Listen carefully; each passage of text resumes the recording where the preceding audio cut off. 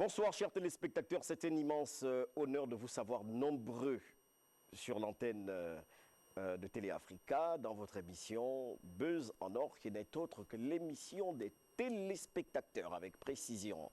Et nous réitère nos vœux de nouvel an pour ceux qui ne nous ont pas encore suivis depuis le début et qui nous prennent à l'instant. Toute l'équipe de Buzz en or et moi, nous vous souhaitons meilleurs vœux, vœux de santé, surtout la santé, parce qu'au-delà de la santé, vous pouvez avoir de l'argent, vous pouvez tout avoir, mais si vous n'avez pas une bonne santé, chers téléspectateurs, il y en aura un petit problème.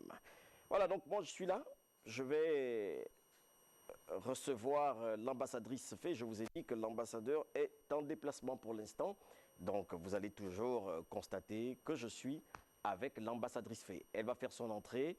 Comme d'habitude, je vais pouvoir la recevoir en tant qu'ambassadrice. Alors, ambassadrice, bonsoir et bienvenue à l'ambassade générale. C'est ici que ça se passe. Bonsoir. Alors, ça va? On va pouvoir prendre place. Alors, comment ça se passe? Comment ça s'est passé le début de ta semaine, le week-end? Ça s'est bien passé, le week-end s'est bien passé, la semaine aussi a bien débuté, même si c'était un peu mouvementé vu que c'était le premier jour, mais ça va grâce à Dieu. Alors aujourd'hui, on va très rapidement avoir un sujet très important, l'accident qu'il y a eu au niveau du Sénégal à Dakar. Dans les news du net, un accident très draconique. Oui. Ben, on est dans les news du net. Bien, nous allons parler de l'accident qu'il y a eu à Dakar. Donc, l'accident s'est passé à quelques mètres de Dakar, hein, pas précisément à Dakar, mais à quelques mètres de Dakar, un accident vraiment grave, qu'il y a eu collision entre deux bus. Et on a enregistré que ça fait partie c'est le deuxième accident grave qu'il y a eu à Dakar, hormis après le naufrage du bateau Djoula. D'accord. Donc celui-là enregistré comme deuxième accident grave à Dakar. Par rapport à cela, le président Macky Sall a décrété 3 jours de deuil national qui a commencé hier et qui va terminer demain mercredi. Voilà, et là, on va toujours parler de prudence. On va interpeller les chauffeurs. La prudence, parfois, ce n'est pas forcément l'alcool. Parce qu'il y a des gens qui disent peut-être l'excès de vitesse, les accidents de ce genre, c'est peut-être l'alcool, non? Parfois la fatigue, aussi, voilà, des longues lignes, parce qu'on voit que c'est un très gros bus. Parfois, c'est des très longues lignes. Et les chauffeurs peuvent être évidemment fatigués. Fatigués, bien sûr, ils peuvent faire ça peut-être pendant toute la... Ils partent et ils reviennent, c'est peut-être là où vient la fatigue aussi. Moi, j'ai un frangin, je te partage son expérience, il fait Libreville, Oyem, Oyem, Libreville, parfois il va même jusqu'à Bitam. Hein. Mais lui, quand vous êtes dans son véhicule, si c'est au milieu de la forêt, quand il dit « je gare », je gare. Ben oui, parce qu'il doit se reposer. Voilà, il vous dit, permettez que je me repose au moins pendant 15 à 30 minutes. Après, il descend du véhicule, il lave le visage, allez, il remonte et il continue le chemin. Donc, c'est important, la prudence, parce que vous allez convenir avec moi que pour nos pays africains, et sinon même pour le monde entier, hein, une personne de partir à l'au-delà, c'est trop. Et là, il y a eu beaucoup de morts et énormément de blessés.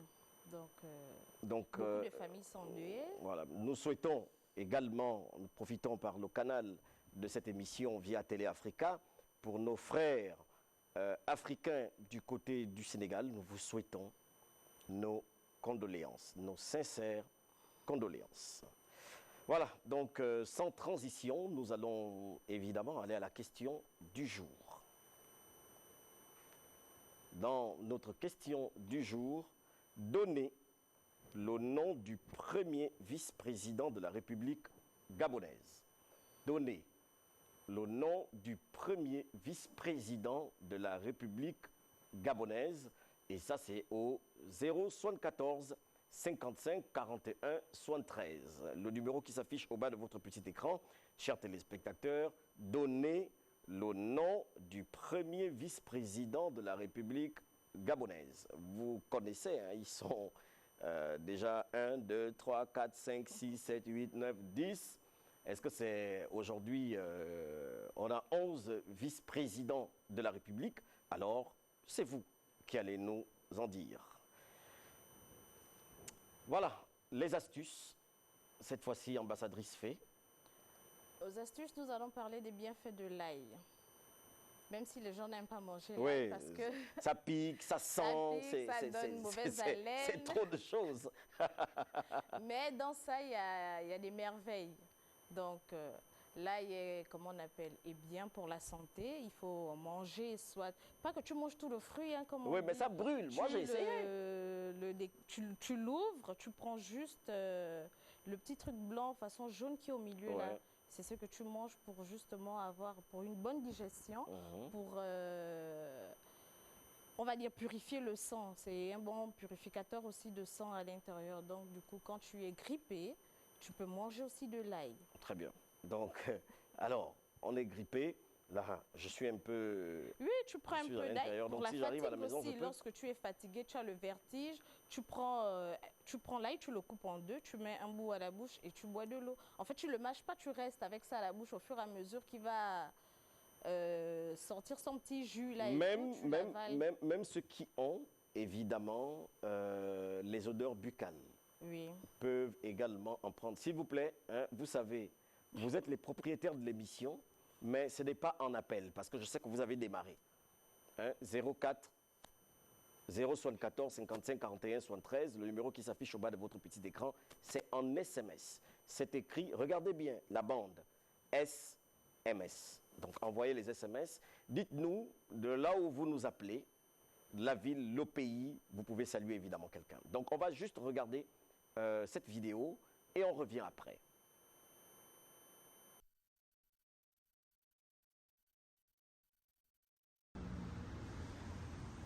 Connaissez-vous Buzz en or? C'est une émission qui passe sur Télé Africa, au canal 321, sur Canal+, et sur sa page Facebook, Télé Africa Live. Buzz en or, c'est l'ambassade qui distribue les visas d'opportunité de communication. Alors, connectez-vous. Connectez-vous et... Sur Buzz en or. Sur Buzz en or. L'ambassade qui distribue les visas d'opportunité de communication. Et ça, on ne retrouve que sur Buzz en or. Voilà, donc c'est votre émission qui vous donne l'opportunité. Chers téléspectateurs, vous avez une entreprise, vous êtes une personnalité publique, vous êtes un artiste, personnalité, vous êtes un influenceur, vous êtes tout ce que vous pouvez être, homme d'église et autres, et que vous voulez évidemment communiquer divinement, spécialement, ça se passe à Buzz en or. Donc, sans transition, parce qu'on vient à peine d'avoir une transition, nous allons évidemment regarder l'anniversaire. Aujourd'hui, ambassadrice Fay, on parle d'anniversaire et on va souhaiter un joyeux anniversaire à quelqu'un qui nous regarde à l'instant sur la toile. Alors, anniversaire, on dit lorsqu'il y a naissance, il y a réjouissance. Donc, il y a aussi rassemblement et évidemment, les enfants de 7-0 se sont rassemblés, plus précisément ceux les Australiens, comme on les appelle. Les Australiens. Les Australiens se sont réunis pour souhaiter un joyeux anniversaire à leur frère Dorian Steph, qui a 1 an de plus aujourd'hui. Dorian, Steph, les Besanriens, ok? À peine inventé. Te souhaite également un joyeux anniversaire, puisse cette année être magnifique pour toi. Voilà, donc, chers téléspectateurs, maintenant, nous, on va vous donner l'opportunité de pouvoir participer à un sujet qui est très important, c'est l'actualité. Hier, notre pays vient de connaître une ascension. On va parler d'ascension, parce que ce n'est pas tout le monde qui le fait. Vous allez dire, pourquoi ascension? Ce n'est pas tous les pays de ce monde entier, de ce globe terrestre, qui ont pour femme un vice-président de la République. Et ça, nous, on l'a. C'est vrai qu'il y a d'autres pays, tels que le Bénin, oui, mais le Gabon, là aujourd'hui, la valorisation de la jeune féminine, à un stade, à un haut niveau de l'administration gabonaise. Elle ne fait que gravir les échelons. Ça, on en a. Et depuis hier également, nous avons un nouveau Premier ministre. Et nous allons ce soir avoir un petit débat autour de la question: qu'allons-nous attendre du nouveau gouvernement? Même si on retrouve évidemment des anciens visages à l'intérieur et un petit clin d'œil sur la place de la femme au sein de l'administration gabonaise. Et pour cela, nous allons avoir pour invité M. Snela Ange Pambo, journaliste, analyste. M. Rodrigue Maïssa Nkoma, expert en communication internationale, journaliste d'investigation et analyste politique. M. Francis Simamba, consultant, analyste politique. Et sur ce tarmac que nous vous offrons ce soir, vous avez un contact. C'est celui qui s'affiche au bas de votre petit écran, chers téléspectateurs, pour participer à l'émission en direct et donner votre sentiment pendant que nous allons évidemment élaguer sur ce sujet important. Chers téléspectateurs, je vais devoir évidemment inviter nos consultants qui sont là sur le plateau afin que nous puissions parler ensemble. Et la charmante ambassadrice et moi allons être là, évidemment, pour coordonner ce grand débat de ce soir. Je voudrais recevoir, avec l'ambassadrice Fé, nos invités.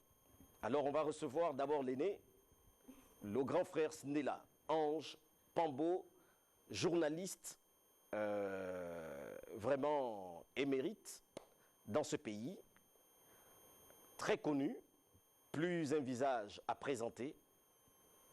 Bonjour, Excellence. Je m'incline. Très bien, vous allez vous asseoir. C'est vrai que là, ce n'est plus votre plateau. On va recevoir Monsieur Rodrigue Maïssa Nkoma, journaliste, évidemment. Il n'y a pas de souci, c'est toujours la démocratie, de la même manière que vous voulez. Très cher, respectable Excellence. Et Monsieur Francis Simamba, consultant politique et analyste. Bonsoir. Et évidemment, journaliste aussi, parce qu'il a aussi ce côté-là de journaliste. Il faut préciser, nous allons évidemment nous asseoir, chers consultants.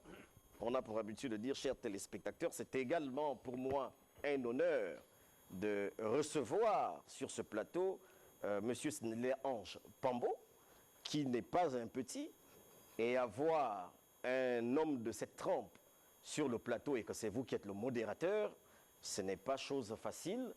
On stresse un peu. C'est un secret que j'ai donné, quoi. Mais on est à Besançon.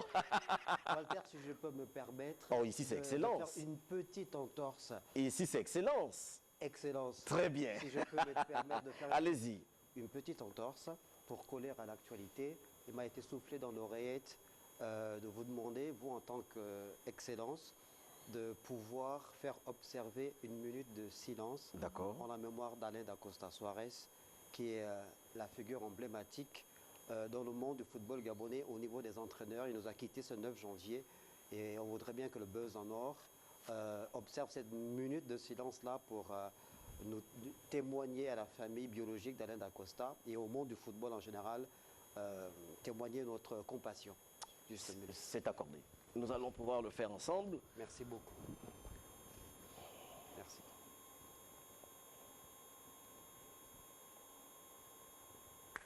Merci.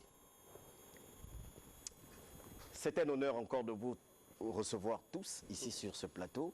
Alors, très rapidement, Monsieur Snela Ange Pambo, directeur de l'information, et évidemment dans plusieurs programmes que vous animez au sein de Téléafrica, et vous êtes très ancré dans les débats politiques. C'est pourquoi nous avons sollicité évidemment votre expertise sur le plateau. Monsieur Rodrigue Maïssa Nkoma, journaliste d'investigation également, très doué dans la vie politique et très engagé d'ailleurs en ayant des grosses plateformes telles que la CGIGA, et lui qui venait à peine d'organiser une grande cérémonie de jeunesse pour présenter un certain nombre de choses au niveau de la jeunesse gabonaise. pour corroborer évidemment avec la politique des plus hautes autorités, ainsi que le doyen consultant Francis Simamba, ici, qui n'est plus à présenter des téléspectateurs. Alors, tout de suite, votre premier sentiment d'être dans Buzz en Or. C'est ça que j'ai envie d'écouter, pardon. Pardon. Non, mais c'est toujours Ambassadrice, attrape-moi. C'est toujours un plaisir, évidemment. Solidarité. Un plaisir pour moi d'être sur tous les différents plateaux de Télé Africa, de pouvoir apporter une modeste contribution, on l'a dit, hein, au rayonnement de notre chaîne de télévision. Buzz en Or est une émission de premier plan dans notre grille de programme. Donc c'est toujours un plaisir partagé. Voilà. En fait, quand le cacique parle comme ça, on fait Yvunda. Merci. C'est mon Alors, excellence. Monsieur Rodrigue Maïssa, sur Buzz en Or, c'est la première fois, vous êtes invité. Bien, je salue l'initiative. Il faut dire que c'est la première fois que je suis invité, mais c'est pas la première fois que je la regarde. Bien sûr. Il faut dire que je colle à l'actualité et je rejoins ce que vient de dire notre aîné, qu'un tel programme, sachant que la connaissance est distributive, qui fait œuvre de pédagogie, donc c'est toujours un plaisir d'être sur un plateau. C'est aisé, hein, surtout pour le communicateur modeste que je suis. Donc chapeau déjà à l'émission. Et je constate que la déco est très belle. C'est un joli plateau. C'est l'occasion pour moi d'inviter ceux qui sont encore hésitants de venir ici. Parce que la télévision, c'est vrai que c'est une arme, mais ce n'est pas une arme qui tue. Très bien. C'est une arme qui conscientise, qui édifie, qui divertit et qui sensibilise. Voilà. Chapeau encore à Buzz en Or. Merci. Alors, consultant Francis Simamba. Bon, mais vous savez, c'est souvent difficile. La première prise de parole, surtout lorsque vous avez en face de vous les recteurs, parce que effectivement, les communicants et les journalistes ont cette particularité. Ils savent non seulement manier la langue, ils ont la capacité de dire simplement beaucoup de choses. Pour revenir sur ma première impression, c'est une très belle émission. J'ai apprécié le concept. Ce qui fait que dès que j'ai reçu votre coup de fil, je me suis dit, Excellence Walter Alondo, je viens avec mes pieds, mes bras, ma tête, mon cœur. Effectivement. Et j'espère que c'est un très beau panel lorsqu'on se retrouve comme ça. J'espère que les téléspectateurs qui nous regardent pourront, à travers nos analyses, eux-mêmes construire leur propre grille de lecture. Parce que le plus important, c'est de souvent écouter, mais après écouter, forger sa propre opinion. Beaucoup font les débats dans les quartiers, surtout lorsqu'il s'agit de l'actualité politique nationale, mais peu ont le courage de venir s'asseoir sur un plateau et donner leur point de vue. Donc c'est tout un privilège et j'ai reçu votre invitation en toute humilité et c'était un privilège de participer à cette émission à côté des aînés, notamment Stella Ange Pambo qui n'est plus à présenter et M. Rodrigue Baïsankoma.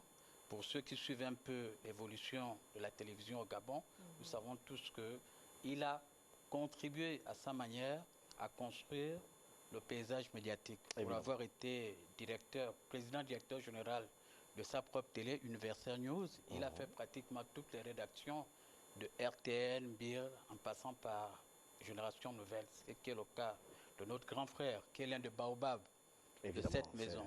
Donc, c'est plus qu'un privilège et j'espère que les débats seront intéressants, constructifs et ça pourra permettre au Gabon de tirer l'essentiel de tout ce qui sera dit ici. C'est justement pourquoi Buzz en Or a sacrifié une de ses émissions pour que, ensemble, nous puissions décrypter l'actualité avec un aîné qui est là et vous d'ailleurs qui êtes très au fait d'un certain nombre de choses. Je précise, hein, Buzz en Or n'est pas une émission politique parce qu'au niveau de Télé Africa, nous en avons, mais Buzz en Or peut se permettre de pouvoir décrypter. Donc, ce qui fait en sorte que nous ne parlons pas politique politicienne, nous parlons de politique qui a la possibilité, évidemment, où nous avons la possibilité de faire des analyses sur plusieurs thèmes et laisser au grand Snella Ange Pambo l'opportunité dans d'autres programmes de faire de la politique politicienne. Qu'allons-nous attendre du nouveau gouvernement. Le principe de cette émission est simple, c'est soft. Hein, comme vous la suivez, voilà, on rit, on parle, on s'amuse, et puis tout rentre en action. Vous avez besoin de prendre la parole, ben, le tarmac est là posé, et puis on le fait. Le principe de la contradiction est également accordé. Grand Sénéla, aujourd'hui, nouveau gouvernement. L'année dernière, ancien gouvernement. Jusqu'à dimanche, hein, parce qu'aujourd'hui c'est mardi, donc jusqu'à dimanche, il y avait un ancien gouvernement avec les mêmes visages.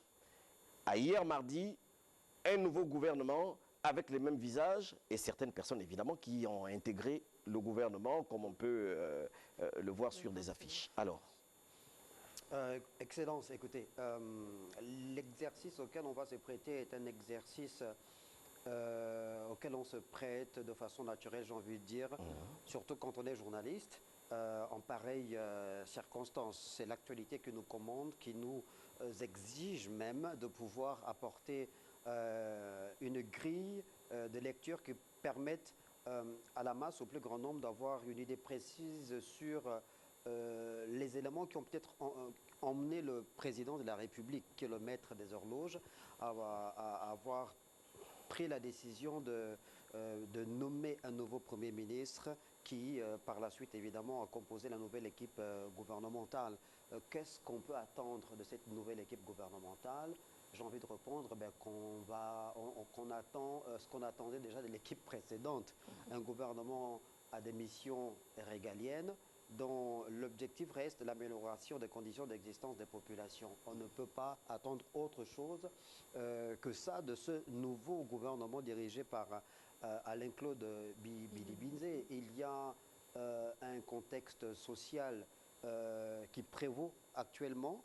Il y a des urgences à apporter pour justement faire en sorte que les différentes convulsions observées sur le plan social dans certains secteurs d'activité, évidemment, puissent trouver de solutions. Donc, il n'y a pas d'état de grâce finalement pour Alain-Claude Bilibinze et son gouvernement. Il est tout de suite mis devant le fait accompli et face à ses responsabilités. Donc, on attend à ce que ce nouveau gouvernement-là apporte des réponses concrètes pour soulager les préoccupations des Gabonais. Alors, M. Maïssa, vous avez quelque chose à dire là-dessus ou bien on passe à quelque chose d'autre? Ajouter sur ce que disaient déjà l'aîné,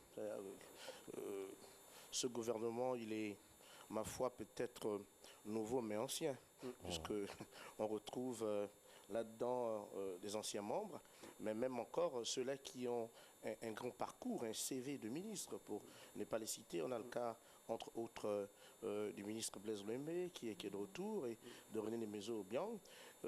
Ce qu'il faut déjà noter d'emblée, c'est que ce gouvernement arrive à un moment crucial de l'histoire, même de la gouvernance et du septennat du chef d'orchestre dont vous parlez, du président de la République, parce qu'on est quand même, si on respecte la loi constitutionnelle, à quelques mois des élections présidentielles.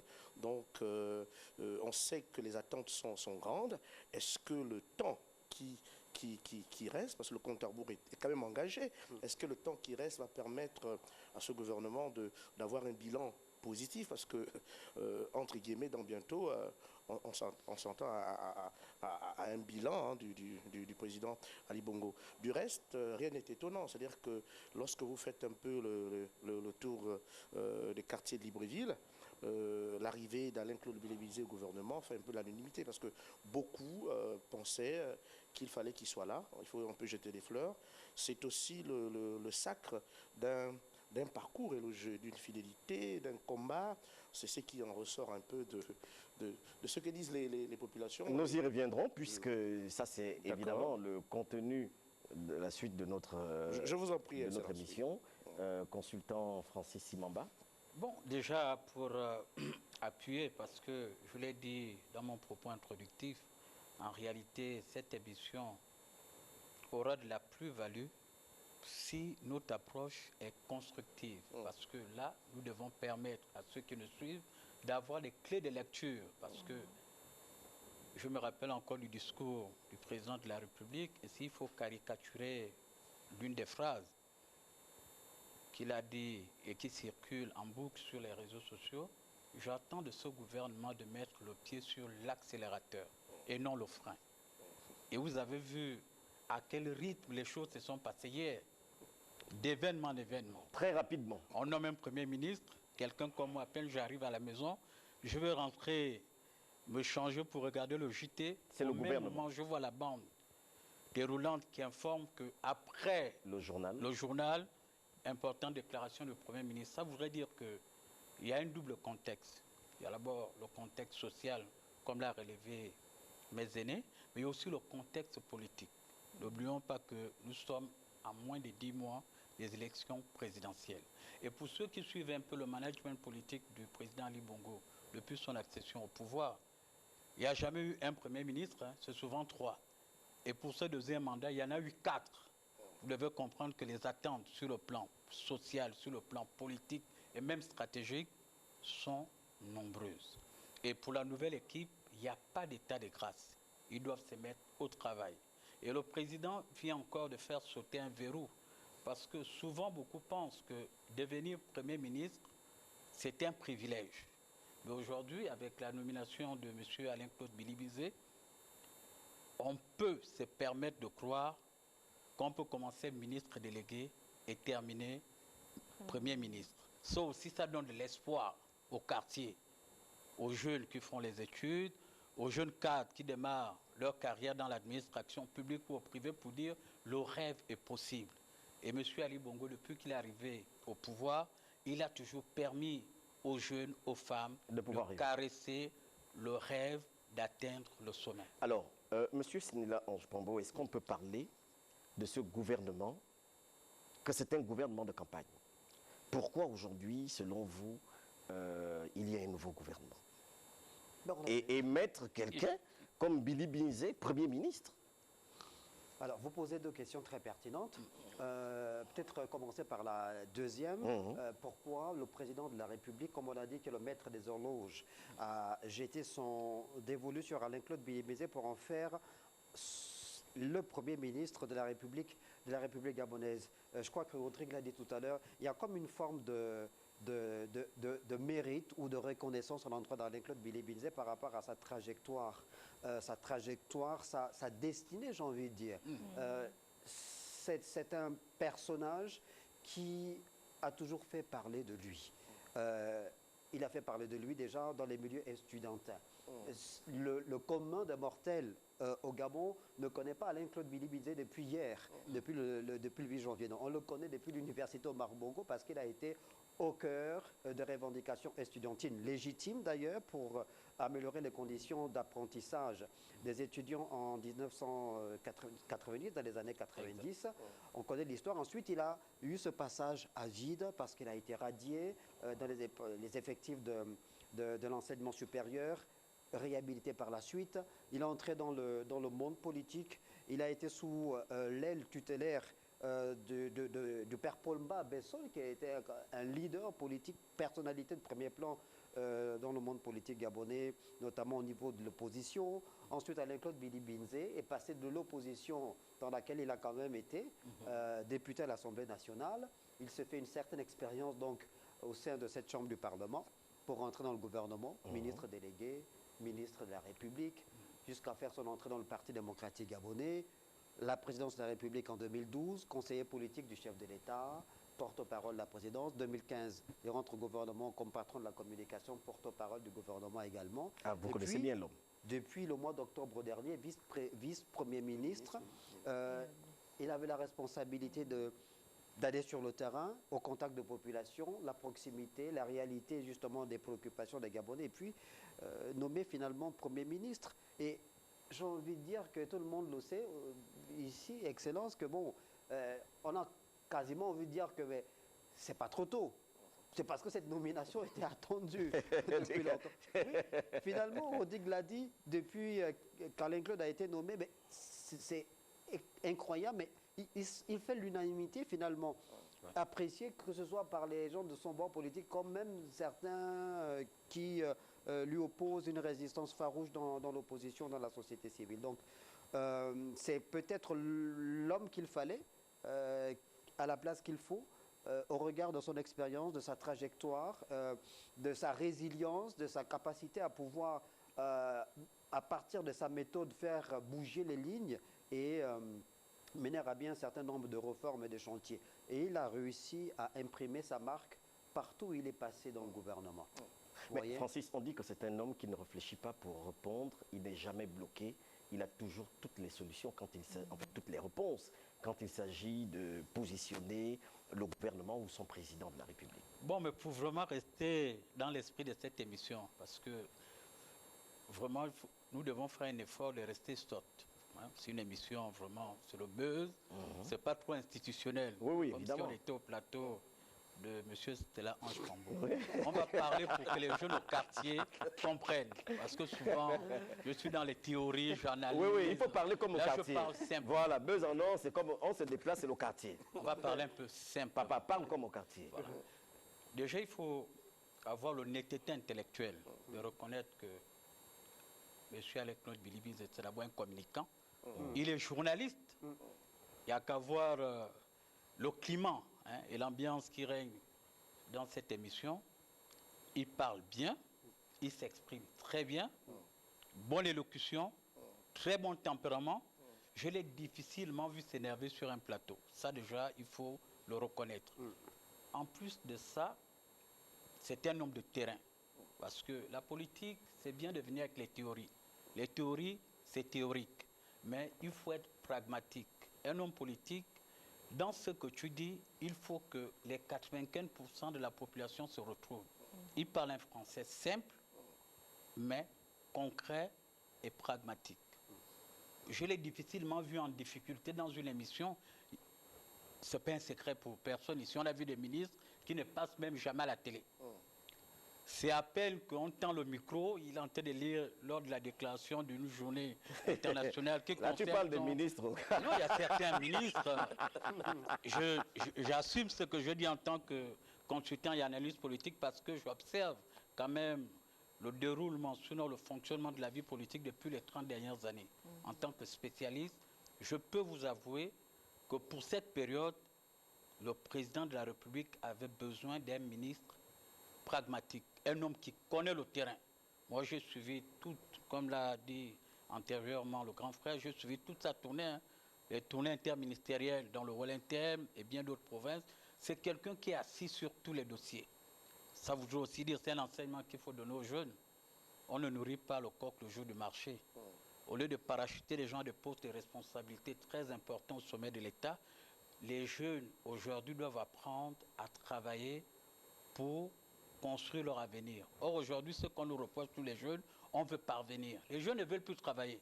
Mais le modèle de réussite, M. Alain Claude Bilibi, il nous donne un enseignement de leadership important. On travaille pour réussir. Et dans réussir, il y a des étapes. Il faut forger sa personnalité. Il faut accepter de passer les échelons. Voilà. Il faut accepter les étapes. Il ne faut pas sauter. Parce que si vous faites le saut de mouton, ça va vous rattraper. Parce que le petit sait que mon grand frère, Snella Ange Pambo, est quelque part. Ça veut dire que si j'apporte le dossier, je vais sauter la secrétaire. Mais le plus important, il faut d'abord être sous l'aile tutélaire de ton grand frère. Apprends les rouages de management, les rouages de pouvoir. C'est tout cet enseignement-là qui fera de vous une personnalité aguerrie dans la gestion des affaires de l'État. Les propriétaires de l'émission, ce sont eux qui appartiennent l'émission, ce sont les téléspectateurs qui, évidemment, posent la question. Le retour de René Ndemezo apportera quoi au gouvernement, sachant que c'est un ministère de vie chère? Qu'est-ce qu'il va réduire? Allons-y, M. Snella Ange Pambo.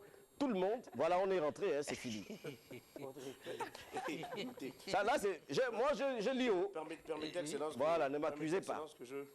Que je rigole, parce qu'en fait, la question du téléspectateur, c'est un peu la question du Gabonais. On se dit, un ministre qui est sorti il y a longtemps, pourquoi il revient, alors que le Gabon regorge de beaucoup de talents et de qualités. Ce qu'il faut noter, c'est que lors de la présentation des vœux de son Excellence Ali Bongo Ondimba, dans son discours à a sonné les cloches en disant simplement qu'il voudrait que les Gabonais soient unis et sans langue de bois.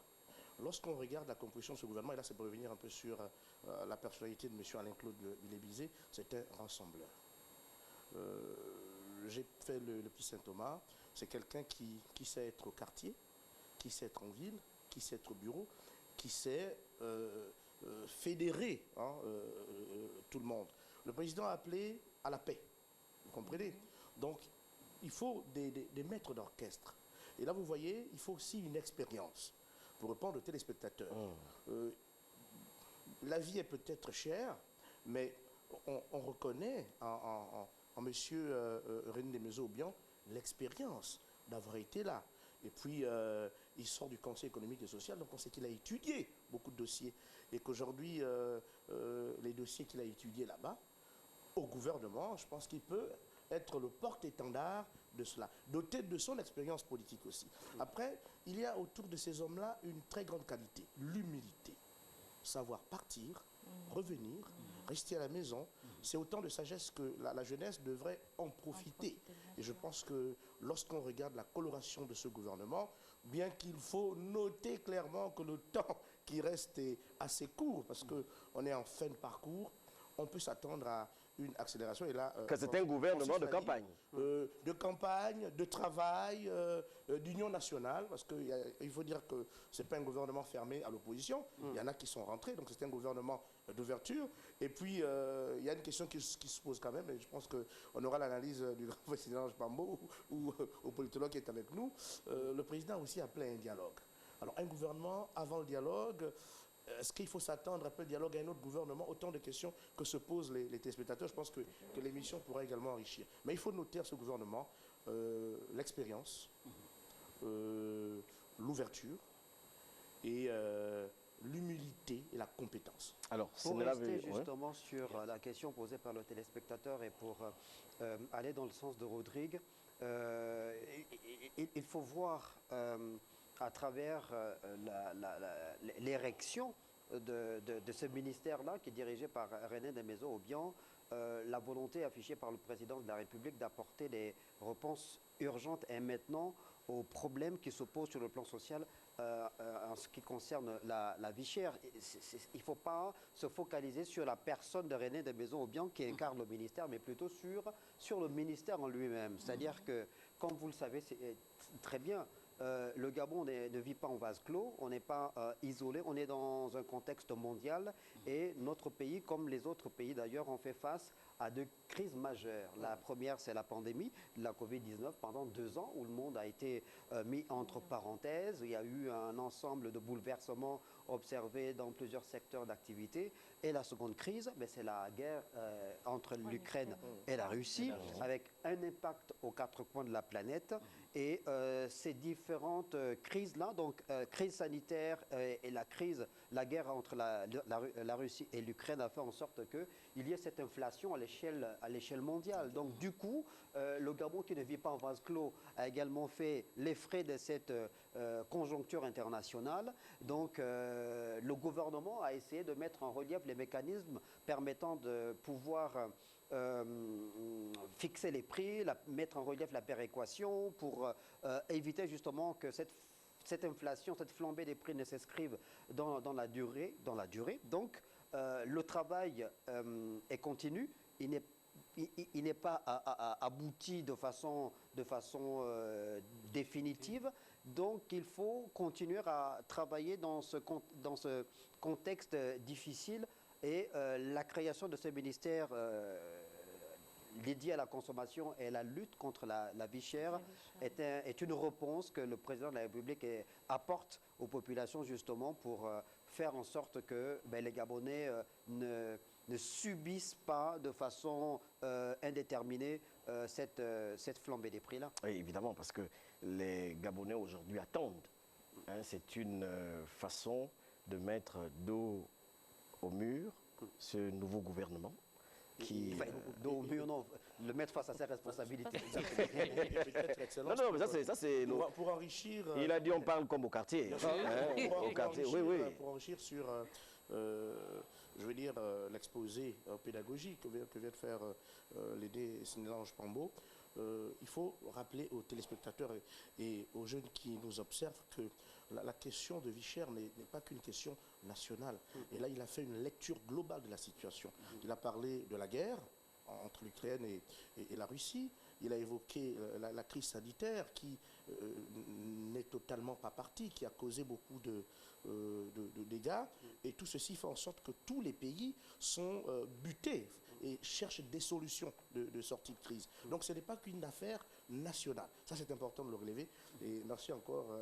Oui, c'est pourquoi il est important de communiquer. Exactement. Vous voyez ce que nous sommes en train de faire là, et pourtant, on parle des activités du gouvernement. C'est un dossier politique. Mais nous le prenons, en fait, dans un cadre social, politiquement, mais pour que le téléspectateur qui est au quartier, évidemment, comprenne un certain nombre de choses sans pouvoir faire un cantique à quelqu'un. Vous voyez, donc, la communication est également importante. La communication est la base de plusieurs choses. Alors, Monsieur Francis. Bon, moi, je veux également revenir sur le point politique, d'accord? Parce que souvent, au quartier, les gens confondent tout. On parle beaucoup, quartier, oui, beaucoup parlent par émotion, il y a beaucoup d'émotions. S'il vous plaît, appelez, écrivez en SMS, parce que vous êtes nombreux à lancer les appels, mais faites cela en SMS. Merci. Voilà, beaucoup disent que pourquoi ramener le grand René Desmaisons, ou bien comme on l'appelle affectueusement dans le Nord, El Capo. Vous devez savoir, l'avantage avec nous autres là qui sommes là, d'accord, nous faisons d'abord preuve de neutralité. Moi, je suis un peu froid. Je dis ce que je pense en faisant l'effort d'être objectif. Ce n'est pas la parole parlée. Et ce que je dis n'est pas forcément vrai. D'accord? Mais je défends un point de vue objectif. Mais qui est René Desmaisons bien? Vous pensez, Monsieur Excellence, Walter Olondo, que le président s'est levé un matin pour dire allez-y me chercher Desmaisons? Il y a eu une étude. Les deux, parce que sur les 9 qui sont rentrés, il y a 2 qui sont rentrés. Ministre d'État, Blaise Blembe, René Desmaisons, bien, c'est des grosses pointures. Celui qui me pose la question maintenant, quel est le poids politique de M. René Desmaisons bien dans ce gouvernement, je lui dirais attendons 5 mois après l'organisation du dialogue politique et avant le déclenchement de la campagne. Parce que ce gouvernement a 2 missions. Il y a d'abord répondre sur le plan social aux préoccupations des populations. Il faut travailler pour l'amélioration des conditions des filles. Ils l'ont dit avec des mots justes. Mais il y a aussi un double objectif qui est l'objectif politique. Il y a en gestation l'organisation de la concertation politique. D'accord? Il faut qu'en face, quand on regarde au gouvernement, il faut des hommes d'expérience, des hommes d'énergie, des hommes engagés et des hommes qui portent l'idéologie du parti. Tout en sachant que René était parmi les personnes qui ont mené, qui ont organisé ce qu'on appelait le dialogue politique d'Angonja en 2017. Donc c'est une grosse pointure, c'est comme les Blaise Blembe. Ceux qui sont dans ce gouvernement, les 45 membres, nous devons les féliciter.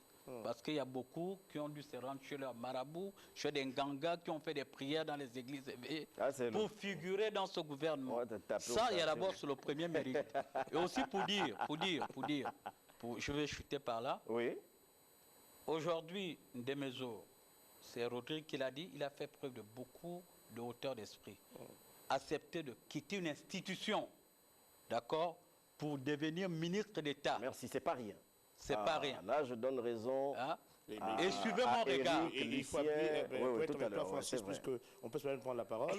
Il a d'abord dû accepter de revenir à la maison, au parti, en sacrifiant son parti qui avait des élus. Ça, c'est pas rien. C'est pourquoi je parlais de faire preuve d'humilité.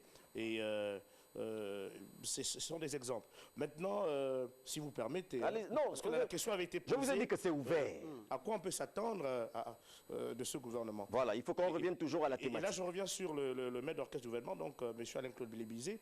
Il y a une qualité qu'on a peut-être occultée, c'est son franc-parler. Lors d'un passage à Paris, il a dit clairement, il sait que ceux qui ont posé cet acte peu élogieux viennent de son bord. Alors, ça veut dire qu'il sait que le caillou est toujours dans la chaussure. Donc aujourd'hui, il faut qu'ils redoublent d'efforts parce que ceux-là, ils sont toujours là. Ils sont toujours là et ils vont toujours jouer leur rôle, celui de ramener vers le bas les efforts, du gouvernement. Et là, c'est une interpellation à la classe politique. On peut se battre face à une idéale, mais en réalité, il faudrait que l'intérêt supérieur de la nation aille de l'avant. Je peux, moi, être un opposant. C'est le leader Maïssa qui parle. Oui, c'est pourquoi je disais faire œuvre de pédagogie là. Je peux m'opposer, moi, à son excellence, Monsieur Hall, parce qu'on partage deux bords différents, mais reconnaître qu'il a du talent et que si son idéologie permet au Gabon d'avancer, je me plie. C'est vrai. Mais dès lors que je continue à combattre l'idéal, alors que même ça sauve plusieurs Gabonais, à partir de là, je ne suis plus un patriote. Donc il faut un esprit de patriotisme pour que ce gouvernement-là aille de l'avant. On aura beau dire, remarquez que Madame Rose Francine Osokaraponda n'a pas démérité, puisque d'ailleurs elle est actuellement vice-présidente de la République. Ça, il faut dire qu'elle est première partout. En tant que femme. Oui, première femme. Et là, elle est la première femme vice-présidente de la République. Ça montre qu'elle n'a pas démérité son poste. Mais la question se pose, qu'est-ce qui freine donc l'action du gouvernement? Et c'est à ces personnes-là, c'est à cette question qu'il faut répondre pour permettre à ce gouvernement d'avancer. Et là, je tiens à saluer la franchise de M. Alain-Claude Lémizé et profiter de dire qu'il continue dans ce sens-là et que maintenant, il faudrait même qu'il sorte certains noms. S'il est empêché, qu'il vienne dire, écoutez, dans notre bord, il y a X ou Y qui empêche au Gabon d'avancer. C'était pour rigoler un peu. Très bien. Bonsoir, Buzz en or. Bonsoir. Non, ici on répond. Bonsoir. Bonsoir. Bonsoir, Buzz en or. Bonsoir, Excellence. C'est même pas moi, c'est les téléspectateurs. J'apprécie votre émission. En ce qui concerne le nouveau gouvernement, nous voulons que ce gouvernement sursoit le critère d'âge lors de participer au concours. Lequel des concours? Lequel de concours, il faut préciser. S'il ne précise pas le... Vous ne précisez pas lequel des concours. Voilà un autre téléspectateur qui dit, pardon, je lis où, c'est comme ça ici. Pardon, laissez-nous avec nos problèmes. Tout pour eux, rien pour nous, c'est les mêmes choses. Non, mais écoutez, les points de vue sont divergents. C'est sûr que selon le côté où on se trouve, on n'a pas la même vision, on n'a pas la même lecture des choses. Je pense, tout naturellement et tout modestement quand même, qu'il y a une volonté affichée par le gouvernement d'apporter des éléments de réponse aux préoccupations des Gabonais. Ça ne se fait peut-être pas à la vitesse souhaitée, mais je pense quand même que ce serait faire un profet de mauvaise intention à ce gouvernement-là, et même au président de la République de dire que rien n'a été fait depuis qu'elle est à la tête du Gabon. Évidemment. Il y a des choses qui sont faites. Il faut avoir l'honnêteté intellectuelle de reconnaître qu'il prend le pouvoir dans un certain contexte, dans un pays qui avait sa réalité au moment justement où il prend le pouvoir, qu'il y a un système qui existe au Gabon, à la tête duquel se trouve le Parti démocratique gabonais, qui c'est vrai cristallise soit le désespoir ou les incompréhensions de la part des populations, parce que c'est le parti au pouvoir depuis 1968 qu'il a été créé. Donc c'est normal qu'il cristallise, le PDG, cette espèce de confusion, de haine manifestée par les populations. Mais il y a des espoirs. Il y a un certain nombre de chantiers qui ont été initiés depuis 2009 par Ali Bongo Ondimba dans plusieurs secteurs d'activité. Il y en a qui commencent à donner des fruits. Notamment, on a tous salué le fait que le président ait pris la décision d'arrêter l'exportation des grumes, qu'il ait continué à faire accélérer la diversification de l'économie en créant un certain nombre de choses comme coque, etc.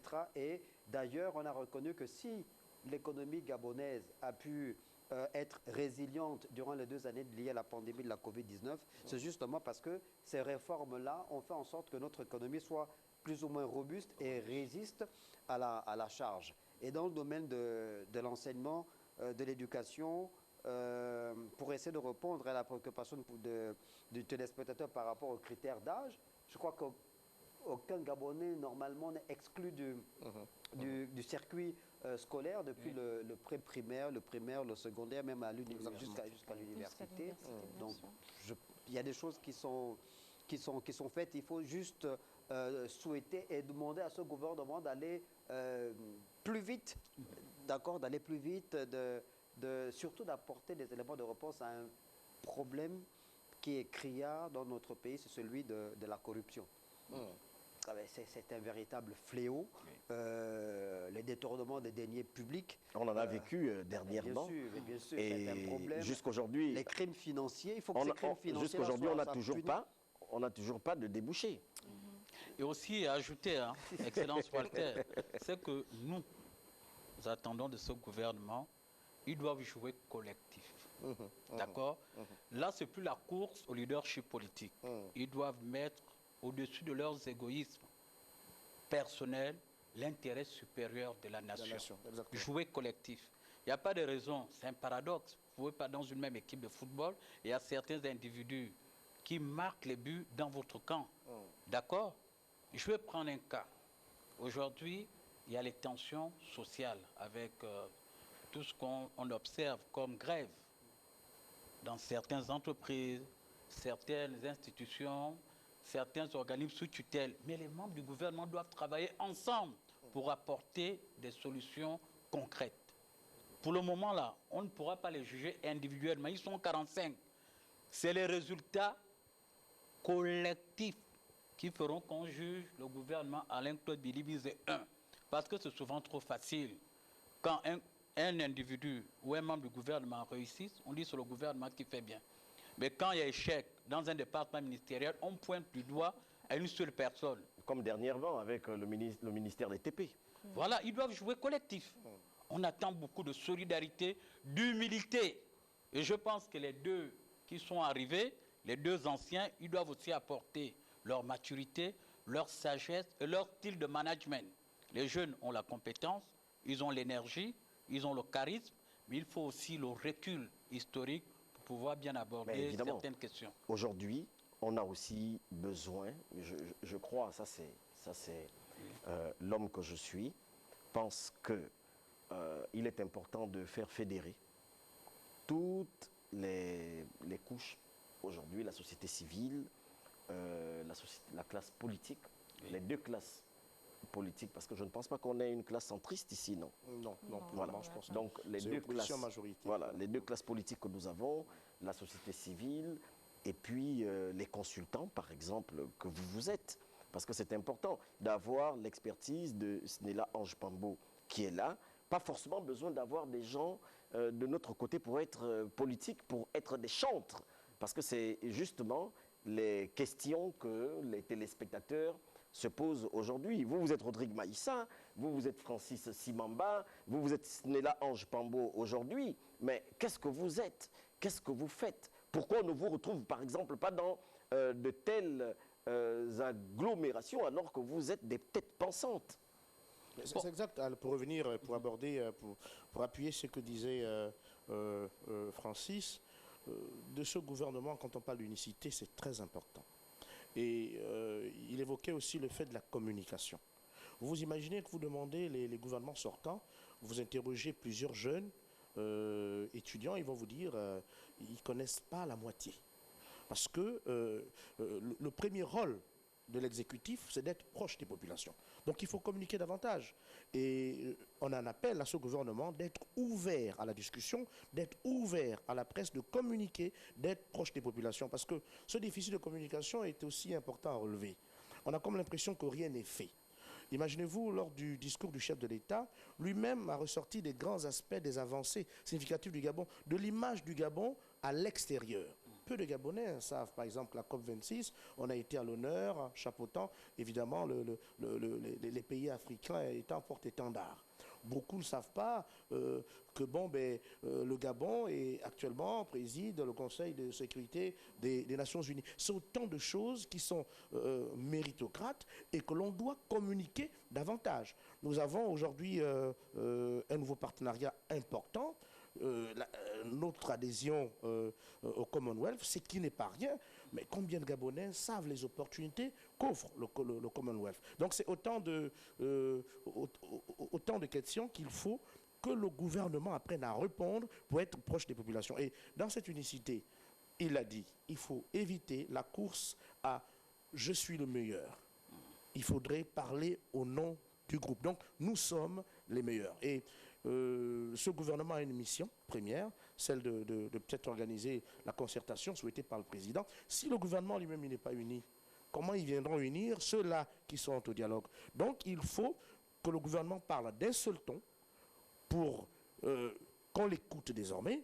Il faut que ce gouvernement prenne conscience et ait un esprit patriotique, je pense qu'ils l'ont déjà, pour aller de l'avant, et que ceux-là qui sont les métronomes de tirer la chose vers le bas parce qu'il faut que ce soit eux qui soient en lumière, qu'ils aient l'esprit patriotique de reconnaître et l'intelligence intellectuelle de reconnaître qu'en réalité, quand l'autre fait ce qui est bien, il faut le reconnaître et lui donner la place qu'il mérite. Bonsoir, Buzz en Or. Bonsoir. Bonsoir à l'émission. Pensez-vous qu'Alain Claude, en 8 mois, peut résoudre les problèmes des routes que les autres n'ont pas pu en 6 ans?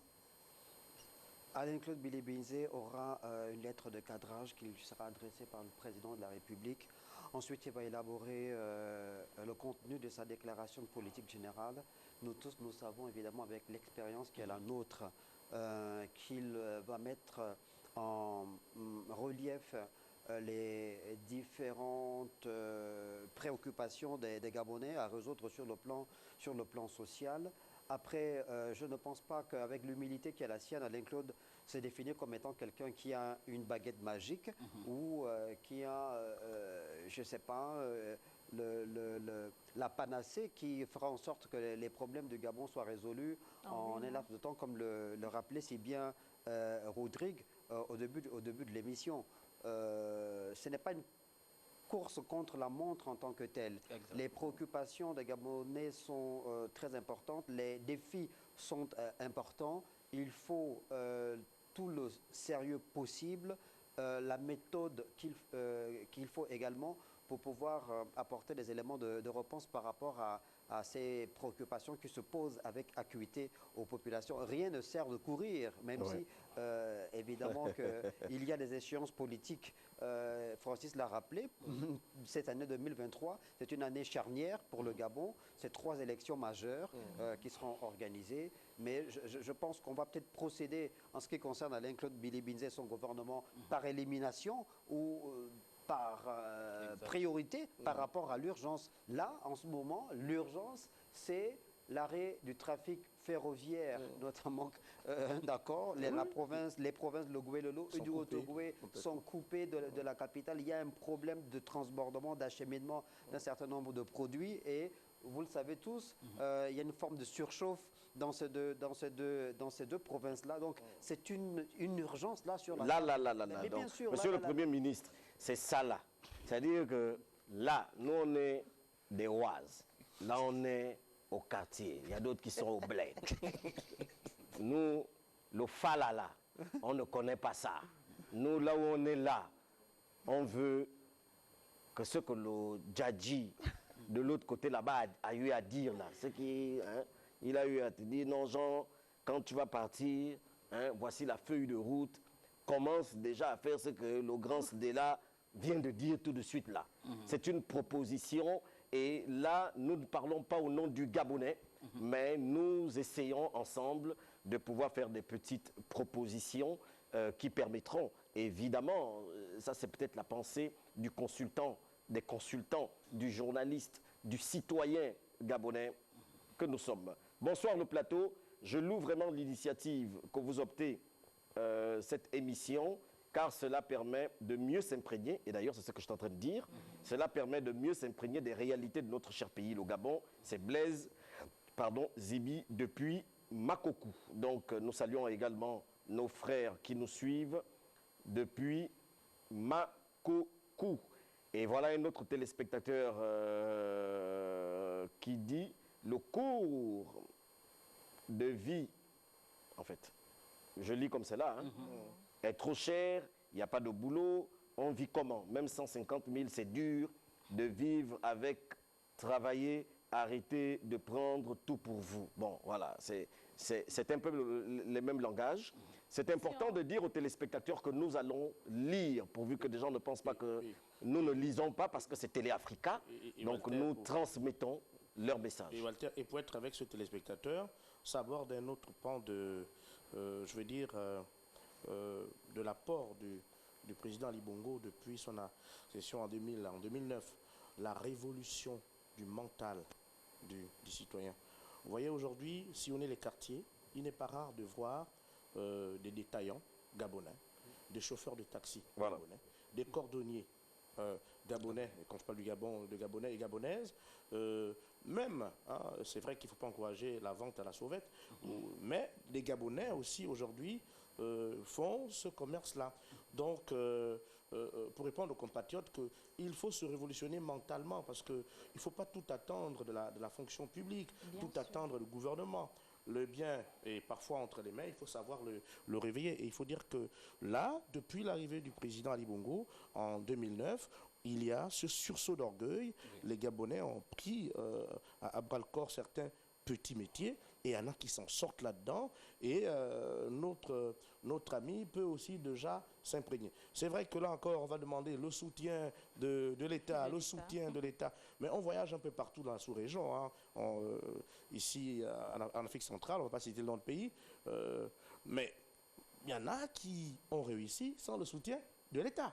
Il faut une révolution mentale aussi. On ne peut pas tout attendre de l'exécutif. C'est vrai, ce sont leurs prérogatives de trouver des solutions pour les populations, mais il n'en demeure pas moins qu'un citoyen bien outillé peut aussi apporter à son pays s'il se concentre dans un domaine petit soit-il. Maintenant, je vais peut-être faire de la publicité. Il n'y a pas longtemps, sans citer, le cabinet auquel j'appartiens, State Consulting Group, on a reçu un honorable et là il a sollicité qu'on soit donc aux commandes partenaires pour son ouvrage, parce que c'était un essayiste, un ouvrage qu'il a commis depuis 5 ans, dont l'intitulé c'est Ali Bongo, obstination, détermination pour l'émergence à tout prix. Et la lecture de cet ouvrage nous a amené à comprendre les efforts de ce dernier qui a relevé deux aspects importants. Premièrement, il pense que le président de la République, Ali Bongo, a été victime d'un accident de travail. Ce qu'on appelle son AVC, pour lui, c'est un accident de travail parce qu'à Riyad, il était en mission. Évidemment. Il faut le reconnaître. Donc, c'est un travailleur inlassable. La détermination, parce qu'il pense aussi que ce dernier, aussitôt la santé est revenue petit à petit, il a repris les commandes et il a continué, n'est-ce pas, à faire en sorte que le Gabon, retrouve le chemin de la paix, de la gaieté, parce qu'il faut avouer qu'à son absence, on a quand même connu beaucoup de soubresauts. On va passer l'éponge sur cela, pas faire de la publicité sur ce qui est mauvais. Alors, là-dedans, il faut revenir pour coller avec l'actualité, il ressort qu'on ne peut pas dire qu'Ali Bongo a passé 14 ans, donc c'est-à-dire 2 mandats. Et ça rejoint ce que disait Sinélange Pambo. Si on tient compte des 2 ans de maladie, on tient compte des 2 ans de la Covid-19. Ça fait 4 ans. Ça fait 4 ans. On comprend que dans son septennat, la nature elle-même a amputé, vous voyez, 4 ans, pour ne laisser que 3 ans. Et en 3 ans, si on peut faire le bilan, on peut s'en féliciter. Et dire que si on ajoute les 4 ans qui ont été amputés, mais cette émergence peut être palpable et visible. Et on peut comprendre la volonté du président lorsqu'il a dit l'émergence à l'horizon 2025. Bon, vous savez, en communication, il faut toujours citer l'auteur, parce que là, je parle de quelqu'un qui a fait ses recherches. C'est le livre L'émergence à tout prix d'Alain Simplice Bongweri, que j'encourage d'ailleurs beaucoup de compatriotes à lire. Il ressort qu'il n'est pas important aujourd'hui de courir sur la montre, parce que le temps fait parfois défaut. Et naturellement, ce que disait oui, évidemment, l'aîné, le temps aussi est un facteur important et personne ne gère le temps. Alors, nous allons faire un dernier tour. Je vous en prie. Ensemble. On va prendre un angle très important. Il n'y a pas de souci. Aujourd'hui, au Gabon, les gens se plaignent des inondations. Là, je fais un résumé, un récap. Il y a vraiment des messages ici. Grand Sénéla, regarde un peu toi-même. Ça ne fait que venir. C'est pratiquement la même chose. OK. Les inondations, les logements sociaux. Bon, est-ce que... Parce que les téléspectateurs parfois confondent un peu un certain nombre de choses. Est-ce que ce gouvernement-là, c'est celui-là qui vient construire les logements sociaux aux Gabonais? Donc, on va prendre chacun 1 minute, 1 minute, 1 minute. Et puis, dans les 1 minute, chacun donne son mot de la fin par rapport à qu'attendons-nous de ce gouvernement. On l'a dit et redit dans l'émission, on attend de ce gouvernement-là qu'il apporte des réponses concrètes aux problèmes qui se posent avec acuité aux populations gabonaises. Et pour rester dans l'esprit de la question qu'on vous posait en rapport avec le logement, je pense qu'il ne serait pas intelligent de pouvoir séparer les problèmes. On l'a dit, il faut prioriser. Voilà. Il y a un travail qui est fait. On dit que le travail d'un État, d'un gouvernement, est un travail continu qui s'inscrit dans la durée. Les équipes, les hommes peuvent passer, mais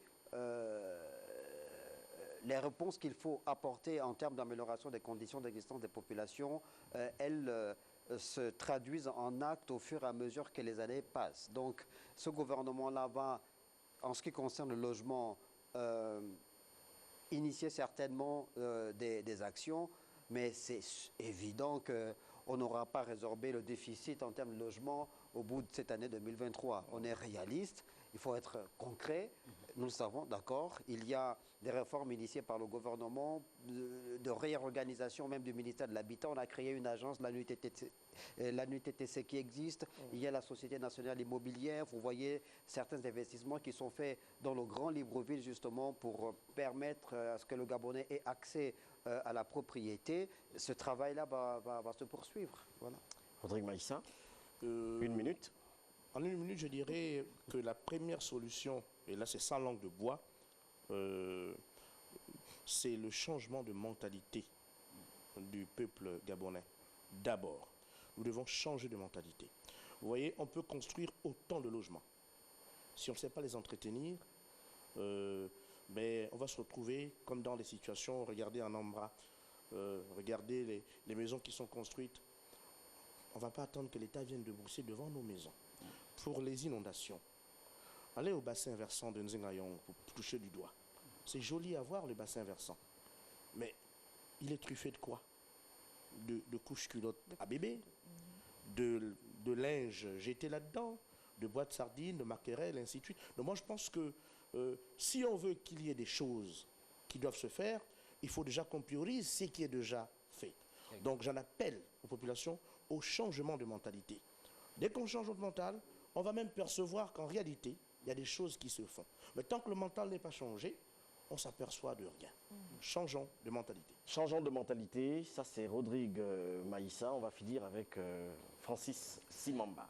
Pour emboîter dans la brèche qui est ouverte en guise de conclusion, effectivement, il faut une prise de conscience personnelle et collective. Prise de conscience. C'est bien de dire que nous attendons beaucoup de ce gouvernement, mais c'est une chaîne. Est-ce que nous-mêmes, les Gabonais, nous sommes conscients de nos propres responsabilités vis-à-vis de l'État? C'est pourquoi, humblement, je donne un appel à l'exécutif de donner assez de pouvoir à ce gouvernement, de cogner sur les directeurs généraux. Les directeurs généraux de cogner sur les chefs de service. Parce qu'en réalité, eux, ils peuvent impulser la dynamique. Mais même au sein de l'appareil, même au sein des administrations, il y a des anti-pouvoirs. Il y a des compatriotes qui font expressement, chaque jour, ils mettent des mécanismes en place pour tirer la machine vers le bas. Très bien, ils mettent des mécanismes en place, on va se lever, c'est la tradition. C'est la tradition. Ça, c'est Francis Simamba, ils mettent des stratégies, oui. mais c'est pas grave.